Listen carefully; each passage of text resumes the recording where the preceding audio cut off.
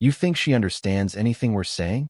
The question drifted across the table in flawless Japanese, wrapped in a smirk and followed by a ripple of quiet laughter. The men who heard it smiled into their crystal glasses. The woman it was aimed at kept walking as if she hadn't heard a thing. The ballroom of the Grand Meridian Hotel shimmered beneath cascading chandeliers, each one casting golden reflections across polished marble floors. Outside, Manhattan glowed through floor-to-ceiling windows, its skyline stretching into the spring night like a kingdom built from glass and ambition.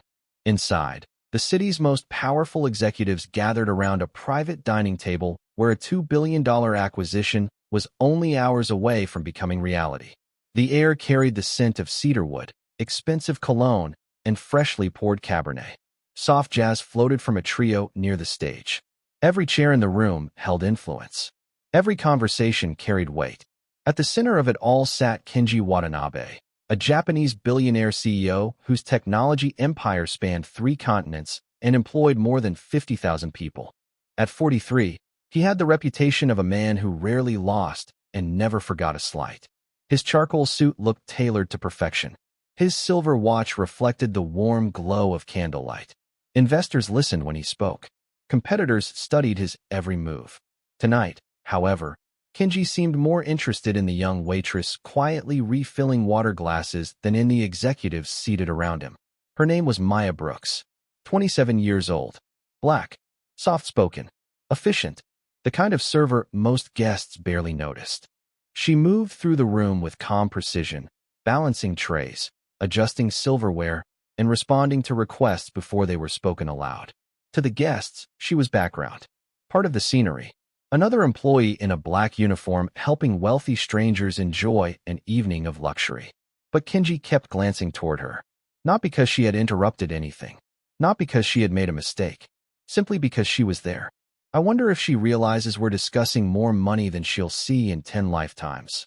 One executive joked in Japanese. Several men chuckled. Another added something under his breath that drew even more laughter. Maya continued pouring sparkling water into a crystal glass without reacting. If she heard them, she gave no sign. Across the table, Kenji leaned back in his chair and allowed himself a satisfied smile. The assumption felt comfortable. Safe. After all, what were the odds that a waitress in a luxury Manhattan hotel understood every word being exchanged between some of the most influential Japanese businessmen in the world? The conversation shifted back to contracts, projections, and market share. Yet every few minutes, another comment found its way toward Maya. Small remarks, dismissive observations, little jokes disguised as harmless entertainment. The kind of comments powerful people make when they believe no one else can understand them. Around them, glasses clinked softly. Waiters moved between tables. The jazz band eased into another song. Everything looked perfect. Everything sounded elegant. But beneath the polished surface of that billion-dollar dinner, something else was quietly taking shape. Because while everyone in the room believed Maya Brooks was invisible, one simple truth remained hidden from every executive at that table. She understood every single word. Maya Brooks had learned long ago that the most revealing conversations often happened when people believed she did not matter. As she moved through the Grand Meridian ballroom carrying a silver tray of sparkling water, she listened without appearing to listen. Her expression remained calm, professional, unreadable.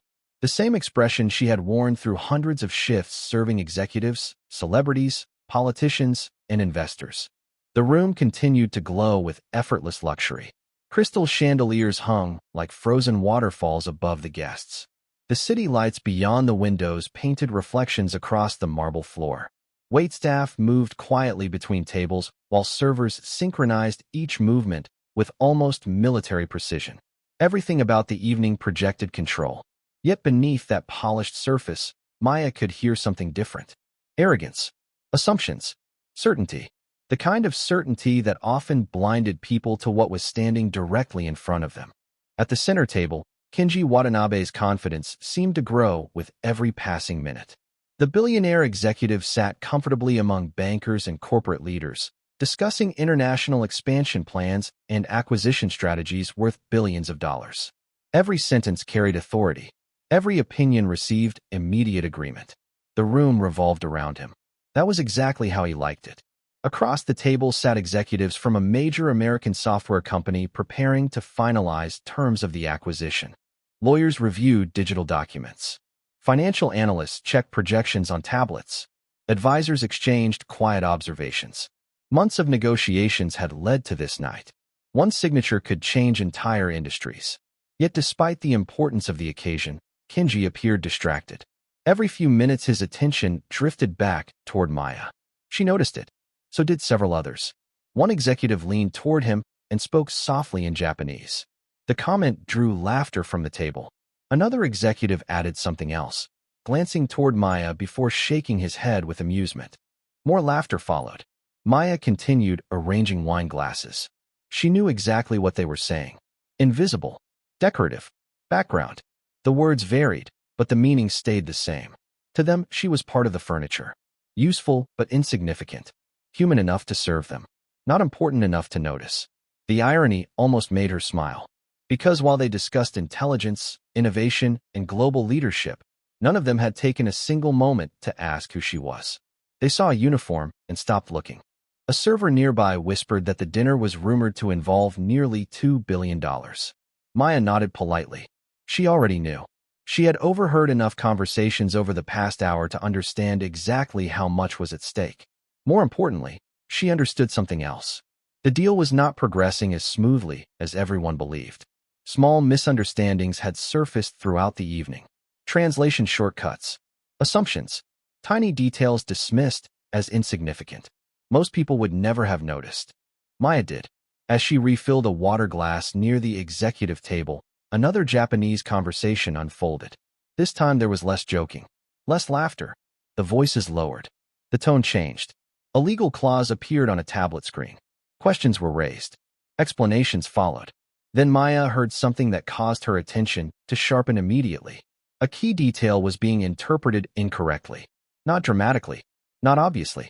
Just enough to create a serious problem later. She continued walking without reacting. Her pulse remained steady.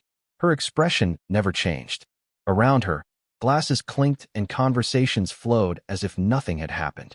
But for the first time that evening, Maya realized the biggest story in the room was no longer the billionaire CEO. It was the mistake nobody else seemed to see. The mistake lingered in Maya's mind long after she stepped away from the executive table. It was only a few words. A subtle interpretation buried inside pages of legal language. The kind of detail most people would scroll past without a second thought. But contracts worth billions of dollars were rarely destroyed by obvious errors. They were damaged by small misunderstandings that grew quietly until it was too late. Maya carried a tray of champagne through the ballroom while replaying the conversation in her head. Around her, the evening continued with effortless elegance. Investors exchanged business cards. Executives posed for photographs. Waitstaff navigated between tables with practiced precision. The jazz trio shifted into a slower melody. To everyone else, the night appeared flawless. Yet Maya could feel tension building beneath the surface. At the center table, attorneys were now reviewing documents more frequently. Advisors leaned closer during discussions. Several participants checked figures repeatedly on their tablets. Something felt unsettled. Not enough to alarm anyone. Just enough to create friction. Kenji Watanabe seemed unaware of it. The billionaire remained relaxed, confident that the acquisition was moving exactly as planned.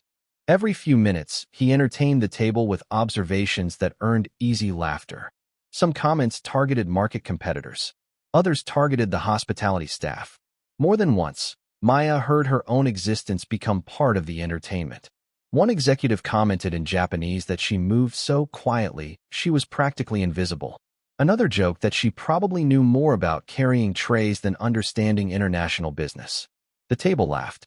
Maya continued serving drinks. Her face remained composed. Years of experience had taught her something important. People reveal their character most clearly when they believe there will be no consequences. Near the dessert course, the conversation shifted again toward the contract language. A senior legal advisor from the American company raised a concern regarding international licensing rights. Questions followed.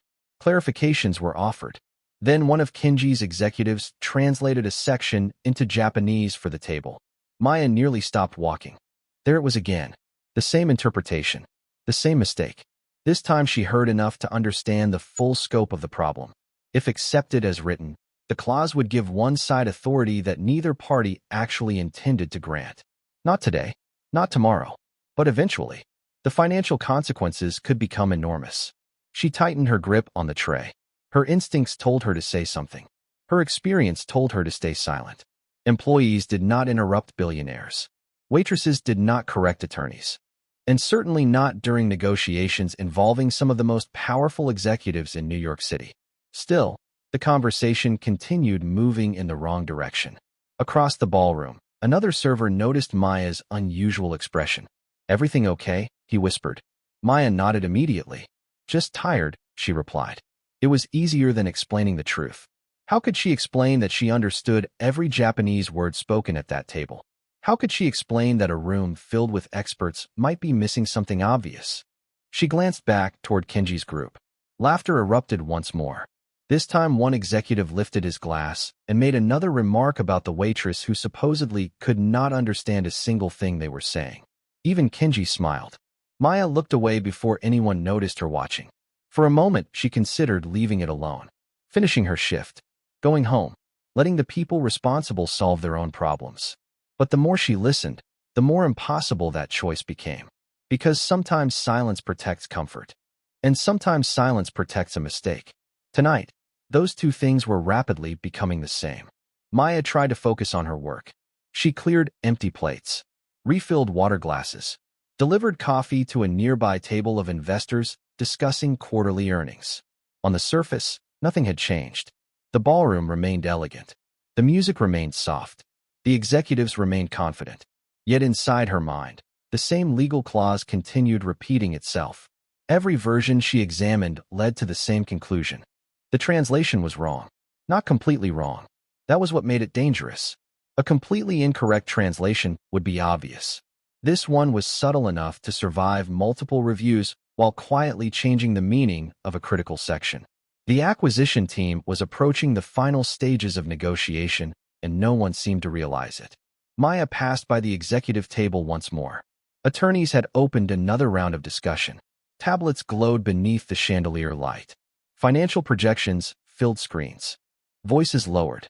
The atmosphere felt more serious now, less celebratory, more cautious. Then she heard it again. The same clause, the same interpretation, the same mistake. This time one of the American attorneys appeared uncertain. He asked a question. The response came immediately from one of Kenji Watanabe's senior advisors. Confident. Certain. Wrong. Maya stopped beside a service station near the wall. Her heart beat slightly faster. She knew exactly what was happening. Two groups of brilliant professionals were discussing the same language while quietly understanding it in different ways. The misunderstanding remained hidden because everyone trusted the translation. Everyone except her. She glanced toward the ballroom entrance. Part of her wanted to walk away. Her shift would end in less than 2 hours. None of this was her responsibility. She was a waitress, not an attorney, not an executive, not a consultant. If she interrupted a billion-dollar negotiation and turned out to be mistaken, her career at the hotel would likely end before midnight. The risk was obvious. The reward was non-existent. Yet the words refused to leave her mind. Across the room, another wave of laughter rose from the executive table. One of Kenji's associates spoke in Japanese. Perhaps we should ask the waitress for legal advice next. The group chuckled. Several heads turned briefly toward Maya before returning to their discussion. The joke landed exactly as intended. Maya lowered her eyes and continued arranging glassware. Outwardly, she appeared unaffected. Inwardly, she made a decision. If the conversation reached the point of final approval, she would say something. Not because she wanted recognition. Not because she wanted revenge. Because allowing the mistake to continue would be worse. Minutes later, dessert arrived. The ballroom lights dimmed slightly as evening transitioned into the final phase of the event. Guests relaxed. Some executives stood and mingled. Others remained seated reviewing documents one last time. Then the moment arrived. An attorney summarized the licensing clause aloud. Heads nodded around the table. Agreements spread through the group. Digital signatures were being prepared. Maya felt a knot tighten in her stomach. This was it. The misunderstanding was about to become official. She approached the table carrying a tray of espresso cups. Her movements remained calm, deliberate, professional. One executive barely looked at her as he reached for a cup. Another continued scrolling through contract pages. Kenji sat near the center, completely unaware of what was about to happen. Maya placed the final cup onto the table. Then her eyes settled on the document displayed on a nearby tablet. For a brief second, silence seemed to gather around her. The music faded into the background. The conversations blurred into distant noise. She took a careful breath. The decision she had been avoiding all night could no longer be delayed. And for the first time since the dinner began, Maya Brooks prepared to speak. Maya's voice was calm when she finally spoke. "Excuse me." The single phrase was not loud. It did not need to be. Yet somehow it cut through the conversation more effectively than any raised voice could have. Around the table, several executives looked up with mild confusion. One attorney paused mid-sentence. A tablet screen remained frozen on the contract language everyone had been reviewing. Maya stood beside the table holding an empty serving tray. Professional posture. Steady expression. No sign of anger. No sign of nervousness. Just quiet certainty. For a brief moment, nobody responded. It was as if the room itself needed a second to process what had happened. A waitress had interrupted a billion-dollar negotiation. Kenji Watanabe slowly lifted his eyes toward her. His expression suggested polite impatience, the kind reserved for minor inconveniences. "Yes?" he asked. Maya glanced at the contract displayed on the tablet. Then she spoke in perfect Japanese. "I believe there may be a misunderstanding regarding the licensing provision in Section 14. Silence. Complete silence. The effect was immediate. The attorney nearest the screen froze.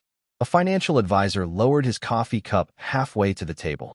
Across the room, even nearby conversations seemed to fade. Several executives stared at Maya as though they had misheard her. Kenji blinked once, then twice. For the first time all evening, the billionaire looked genuinely surprised. Maya continued speaking in fluent Japanese. Her pronunciation was natural, precise, effortless, not rehearsed, not memorized. The language flowed with the confidence of someone who understood every word she was saying. The same executives who had joked about her moments earlier now sat motionless. One of Kenji's associates actually leaned forward in his chair as if trying to confirm what he was hearing. Maya calmly pointed toward the relevant section on the tablet. She explained that the current interpretation suggested a broader licensing authority than the original wording intended. She clarified how one phrase was being translated too generally and how that subtle shift altered the legal scope of the agreement. Her explanation was concise, professional, easy to follow. No emotion, no accusation, just facts.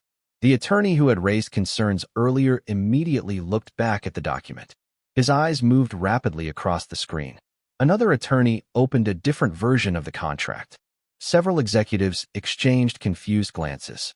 The room that had been filled with confidence minutes earlier suddenly felt uncertain.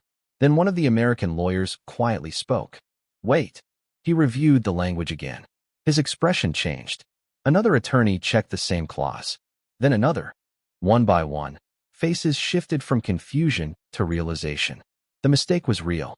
A senior legal advisor adjusted his glasses and reread the provision in silence.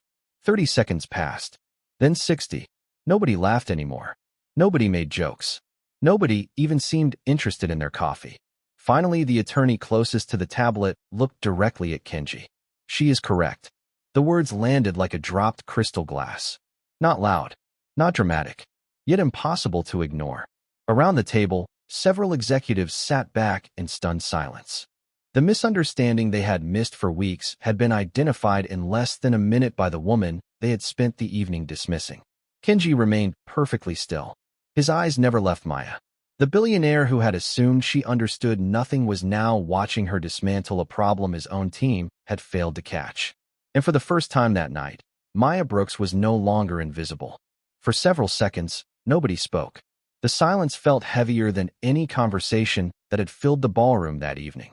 The attorneys returned to the contract language with renewed urgency, scrolling through pages, comparing versions, highlighting passages that suddenly demanded closer attention. The mistake Maya had identified was not theoretical. It was real, and the deeper they examined it, the clearer that reality became. One legal advisor quietly calculated the potential exposure on a notepad. Another exchanged concerned looks with a colleague across the table. What had appeared to be a routine clarification was rapidly revealing itself as a costly oversight. Kenji Watanabe remained seated, his posture unchanged, but his attention had shifted completely. Earlier that night, he had viewed Maya as part of the background. Now she had become the most important person in the room. He studied her carefully, searching for an explanation that made sense. None came. The executives who had spent hours discussing global markets suddenly found themselves discussing a waitress. One finally broke the silence and asked the question everyone was thinking. How did you know that? Maya hesitated for a moment. Not because she lacked an answer, but because she had never expected to give one. She glanced toward the floor-to-ceiling windows where the lights of Manhattan shimmered against the darkness. Then she looked back at the table. Because I understood the discussion, she said simply. The answer sounded almost too ordinary, yet it only deepened the mystery. Another executive leaned forward. You speak Japanese at that level? Maya nodded. Several people exchanged astonished looks. One attorney laughed softly, not out of amusement, but disbelief. The assumption they had all shared now seemed almost embarrassing. They had built an entire image of her without learning a single fact about her. Kenji finally spoke. His voice carried none of the casual confidence from earlier. Where did you learn? Maya answered honestly. Her grandmother had immigrated from Japan decades earlier. She had grown up hearing the language every day. Later, she studied international communication and linguistics in college. Languages fascinated her. They always had. She spoke Japanese fluently, along with several other languages she had spent years learning through classes, books, and relentless practice. Around the table, the reactions ranged from surprise to genuine admiration. Yet Maya did not present her story dramatically. She was not trying to impress anyone. She was simply explaining the truth that nobody had cared enough to ask about before. As the conversation continued, another revelation emerged. Maya had not merely recognized the translation issue. She understood the legal context surrounding it. The attorneys tested her interpretation with additional questions. Each answer demonstrated the same careful reasoning that had identified the original problem. Confidence spread through the legal team as they corrected the language. What could have become a multi-million-dollar dispute years later was now being resolved before the agreement was finalized. The atmosphere in the ballroom began to change. The executives who had once laughed now listened. The people who had overlooked her now watched every word. And as the revised contract language appeared on the screens around the table, one uncomfortable realization settled over everyone present. The smartest observation of the night had not come from a billionaire, an attorney, or an executive. It had come from the person they never bothered to see. The revised language moved quickly through the legal team.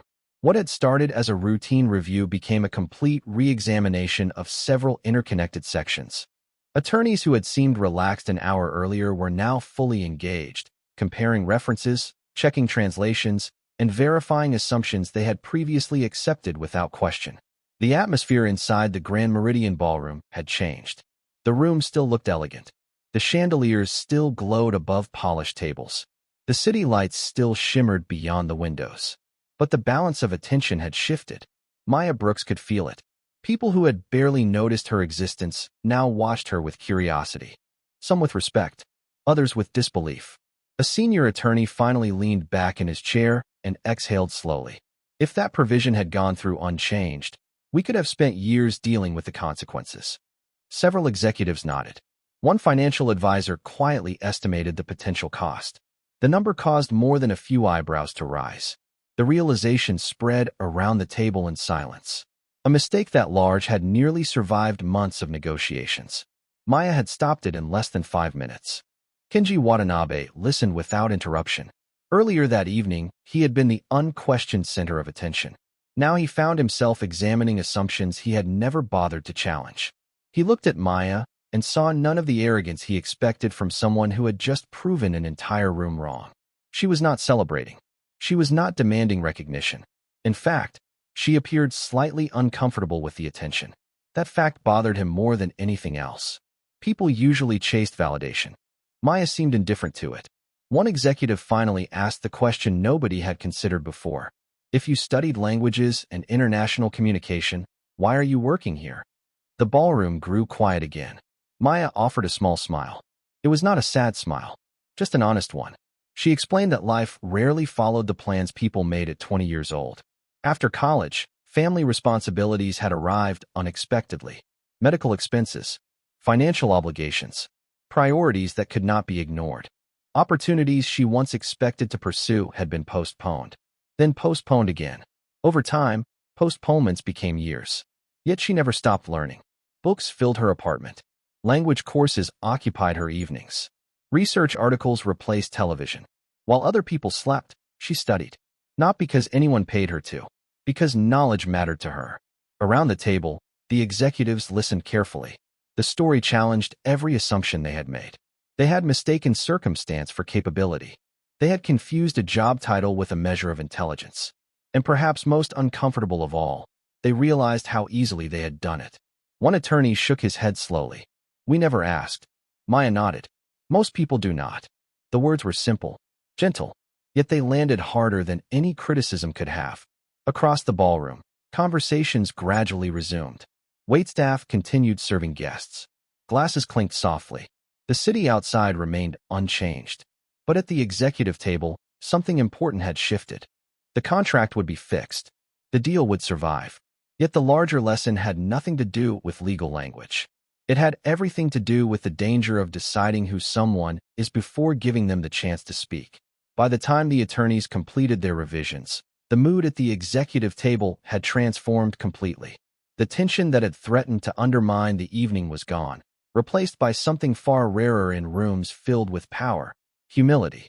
Kenji Watanabe sat quietly as the final version of the agreement moved through its last review. The billionaire who had spent years commanding boardrooms now found himself reflecting on a lesson no business school had ever taught him. Around him, executives resumed conversations, but the tone had changed. The casual confidence from earlier had softened. People listened more carefully. They asked more questions. They seemed less interested in appearing knowledgeable and more interested in understanding. Maya noticed the difference immediately. She also noticed that several of the executives who had laughed at the earlier jokes now avoided meeting her eyes. Embarrassment has a way of revealing itself without words. As the final documents received approval, a quiet round of applause spread through the table. The deal was saved. Months of work remained intact. Millions of dollars in future complications had been avoided. Yet nobody seemed eager to celebrate until one final matter was addressed. Kenji slowly stood from his chair. Conversations around the ballroom faded as people noticed movement at the table. Several guests turned toward him. The attorneys paused. Even the nearby musicians lowered their volume. Kenji looked directly at Maya. For a brief moment, neither person spoke. Then he bowed his head slightly. It was not dramatic. It was not performative. It was sincere. I owe you an apology, he said. The words landed softly, but their impact traveled through the room. Not because you corrected a mistake. Because I made one first. The ballroom became silent. Kenji continued. He admitted that he had judged her without knowing her. He admitted that he had participated in conversations he should never have allowed. Most importantly, he admitted that he had confused position with value. The honesty surprised everyone, including the executives who knew him best. Powerful people often defend their mistakes. Very few acknowledge them publicly. Maya listened without interruption. There was no triumph in her expression. No satisfaction, only calm attention. When Kenji finished speaking, she gave a small nod. Nothing more. The simplicity of the gesture seemed to catch him off guard. Perhaps he expected anger. Perhaps he expected a lecture. Instead, he received grace. One of the attorneys smiled quietly. Another executive shook his head and laughed at himself. The tension that had filled the room dissolved almost instantly. For the first time all evening, people were speaking to Maya rather than about her. Questions followed, genuine ones, about languages, about education, about her interests and goals. The conversation felt different because it was different. Curiosity had replaced assumption. Respect had replaced judgment.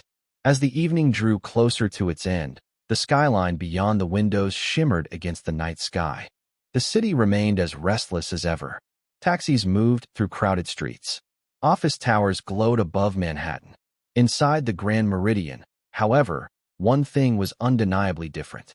A room full of influential people had spent hours discussing the future of billion-dollar companies. Yet the most valuable lesson of the night had nothing to do with business. It came from finally seeing a person they had overlooked all along. The event officially ended just after 10 o'clock. Guests began gathering their coats. Business cards exchanged hands. Final congratulations traveled across the ballroom as executives prepared to return to airports, boardrooms, and schedules packed months in advance. Yet many people lingered longer than expected. Not because of the acquisition, not because of the financial victory, because of Maya Brooks, the woman who had entered the evening as a waitress and somehow become the person everyone remembered. Near the windows overlooking Manhattan, Kenji Watanabe stood watching the city lights. For years he had believed success came from seeing opportunities others missed. Tonight had revealed a different blind spot entirely. He had overlooked a person standing only a few feet away. When Maya finished helping clear the final tables, he approached her once more. This time there was no audience, no attorneys, no executives listening nearby, just two people speaking honestly. Kenji thanked her again for saving the agreement. Then he made an offer, not out of obligation, not out of guilt, out of genuine respect. He explained that someone with her abilities belonged in rooms where decisions were made. He offered introductions, professional connections, opportunities that could open doors. Maya listened carefully before smiling. It was the same calm smile she had worn throughout the evening. "I appreciate that," she said. "But what I wanted most already happened." Kenji looked confused. What was that? Maya glanced across the ballroom where employees and executives now spoke freely with one another. People listened. The answer stayed with him. It was such a simple thing. Yet for many people, being heard was rarer than money, status, or influence. Maya had never asked for applause. She had never demanded recognition. She simply wanted her voice to carry the same weight as anyone else's when it mattered. Outside, the city continued moving beneath the night sky. Traffic flowed through the streets. Lights flickered across office towers. Thousands of strangers hurried through lives filled with assumptions about the people around them. Some would judge by appearance, others by profession, others by circumstances they barely understood. The pattern repeated every day. Yet every once in a while, a story challenged that pattern. This was one of those stories. Not because a billionaire was embarrassed, not because a business deal was saved, because an entire room learned that intelligence does not wear a uniform. Talent does not announce itself. Wisdom does not ask permission to exist. Maya gathered her things and prepared to leave. Tomorrow she would return to work. The chandeliers would still shine. Guests would still arrive. Most would never know what happened that night. And that was fine. Some victories do not need headlines. As she stepped toward the elevator, she passed the table where the evening had begun. The same table where people once laughed because they believed she could not understand them. Now it sat empty and quiet beneath the soft golden lights. Maya paused for only a second before continuing forward. She did not need the last word. She had already taught the lesson. Respect should never depend on a job title. And the people you overlook today may be the very ones who change everything tomorrow.